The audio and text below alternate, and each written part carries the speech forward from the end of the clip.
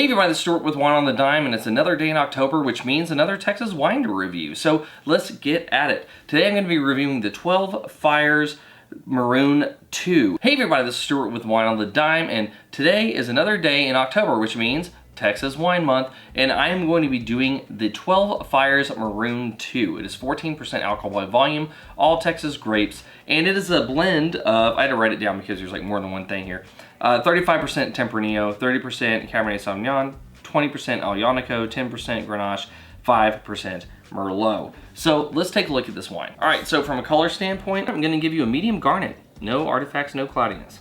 On the nose, medium plus intensity. This has some unique characteristics to it. So first I'm getting a lot of sort of that red fruit that you would expect with Tempranillo. Like the red cherry, I'm getting a little bit of cranberry, a touch of strawberry, getting a little bit of vanilla, then I'm getting a little hint of clove. The thing that I was really interested about when I smell, I don't know how to say it other than that, whenever I was smelling this wine, is I'm getting sort of like a campfire on the nose, like an actual smokiness. There's also a touch of red plum, maybe a hint of like sweet tobacco.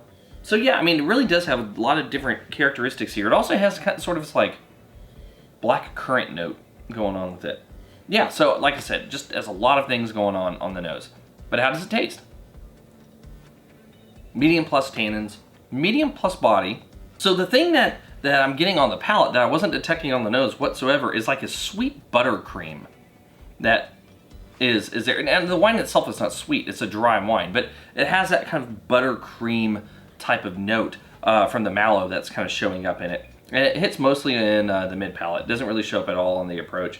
And it goes away right as the finish is really starting to kick in. What really hits on the approach is the fruit, and then that smokiness, those secondary characteristics really show up strong on the palate along with that fruit. Like I said, the buttercream kind of shows up as it's going from mid palate into finish and doesn't stick around for too much longer, but it is a noticeable thing that shows up there. So this wine has a lot of different things going on with it. Now, because I'm starting to do this with some of the reds, let's take a look at what happens when I run it through a 6-hour aeration. All right, so on the nose. So the secondary characteristics actually are a little bit stronger, except for the smoke. It actually toned down that smokiness a lot. And as a matter of fact, that black currant note that I was getting before that was kind of on the edge is really bumped up here. The other fruits are still kind of hanging in there. I'm still not getting that buttercream that I was hoping for. I can taste it on the palate, I'm just not getting it on the nose. Anyway, let's see if it changes the flavor at all. So I'd say it takes those tannins from about medium plus to medium. It bumps up some of the darker fruit notes. It tones down that smokiness. But other than that, it really doesn't impact the wine too much. Just like I said, it reduces those tannins a bit. This wine has already kind of had some development in it. I do like the fact that the smokiness is toned back a bit, but it's not like it's gone. It's still there. And it's actually something that I do enjoy about this wine is, I mean, like, you don't get wines that actually smell like they have like a actual smoke influence into them. Except for there was one I did a long time ago on the channel, and I'll try to see if I can remember to link the video up above. But that was a Pinot Noir, if I recall, and it was actually in an area where there had been wildfires, and so it was the least damaged of the grapes in terms of the smoke influence. But what it did was it did give it like a natural smoky note, like you'd almost kind of like you were already enjoying the wine by a campfire, where you're just kind of getting that essence of smoke. Apparently there was some heavily smoked damaged grapes, and those were not good. But this kind of reminds me of it, but just not to that extent, because that even still had more smoke than this. This is just, it's there, it's a presence, but it's not anything that is necessarily like a defining characteristic of the wine. Anyway, that being said, let's get to the blick. And they're so close together that I'm not worried about kind of doing two separate blicks on this. So from a balance standpoint, full point, no complaints.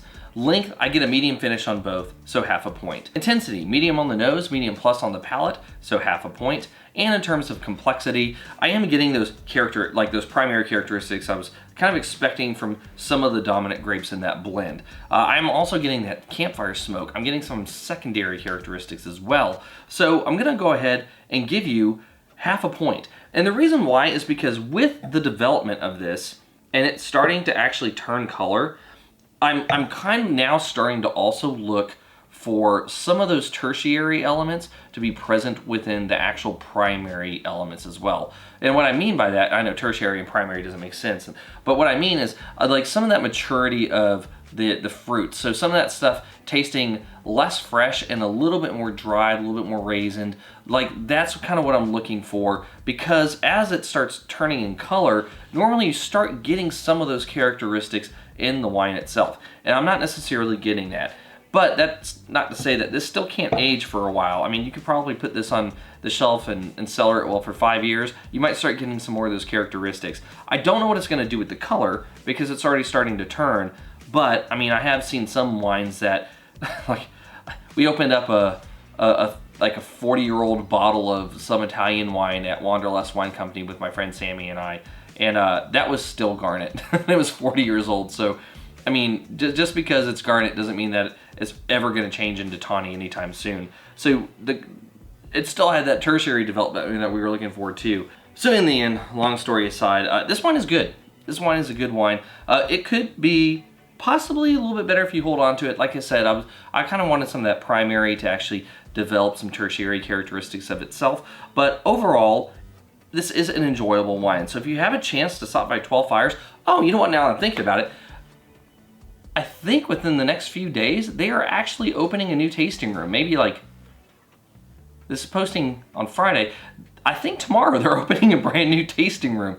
And it's a much larger area than where they're at. So if you're in the area, stop by and see if you can get into their grand opening for their new tasting room. If not, then at some point stop by, take a look at it, and get some of the wine because this stuff is good. Anyway, this has been Stuart with Wine on the Dime. If you liked today's video, please like, subscribe, and comment. Have you had the Maroon 2 from 12 Fires Winery? I'd be interested to know if you have. Leave a comment below, and I'll see you all again soon with another review from Wine on the Dime.